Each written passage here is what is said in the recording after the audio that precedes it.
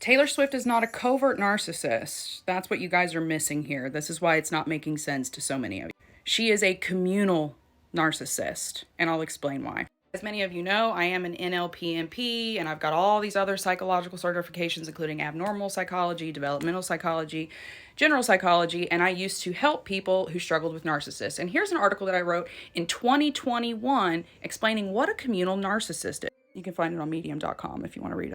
Anyway, communal narcissists are everywhere, and they are particularly hard to spot, especially for people who only have a TikTok definition of narcissism, who think that that's just like someone who's like, me. Way more complex than that. Unlike normal narcissists or even covert narcissists, which is what Taylor Swift has been accused of, which is kind of understandable, communal narcissists have a need for huge supply. And they get that primarily through playing the good guy. Their self-aggrandizement is hidden by a saint-type bias. They always frame themselves as a saint.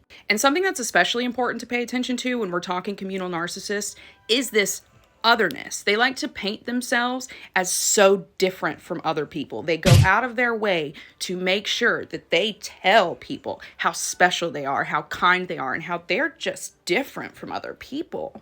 That's why they're so hard to spot, right? Because these are people who can fake concern. They can pretend to be a good person really well. Jim Jones, the cult leader of the People's Temple, which ended up in hundreds of people being dead, is an excellent example of this. He started as a really good guy. He wanted racial equality. He wanted to build this utopia. He was really great.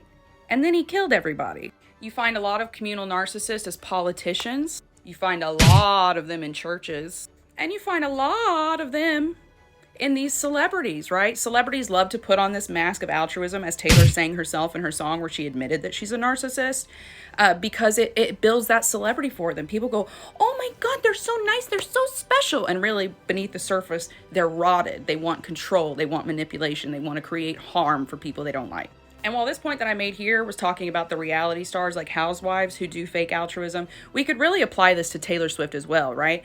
It's important to remember that their altruistic works, when done, framed within a reality television storyline or a mass audience media story, aren't really altruistic works. Think of it a bit like the rich college kids who take a holiday to Instagram at an orphanage.